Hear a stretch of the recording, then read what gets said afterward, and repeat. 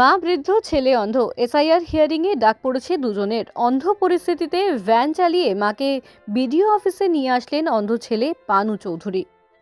নদিয়ার হাঁসখালির বিডিও অফিসে আগামীতে যদি ভোটার লিস্টে নাম না ওঠে তাহলে কি হবে, এ নিয়ে দুশ্চিন্তায় এই পরিবার।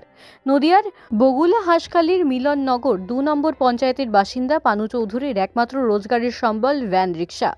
দুই চোখ অন্ধ অবস্থায় ভ্যান চালিয়ে কোনো রকমের সংসার চালান, কিন্তু এসআইআর প্রক্রিয়ার মধ্যে দিয়ে হঠাৎ তার বাড়িতে সমন পাঠায় নির্বাচন কমিশন। মঙ্গলবার হিয়ারিংয়ের ডাক পড়ায় চোখে মুখে আতঙ্কের ছাপ বৃদ্ধ মা সুরধ্বনি চৌধুরীর ও অন্ধ সন্তান পানু চৌধুরীর। স্বাভাবিকভাবেই এসআইআর এর শুনানিতে অন্ধ ছেলে ও বৃদ্ধ মায়ের এই দৃশ্য হয়ে দাঁড়ালো সমস্যার আরও এক নজিরবিহীন ঘটনা। উল্লেখ্য, গোটা রাজ্যে এসআইআর নিয়ে চলে রাজনৈতিক ডামাডোল।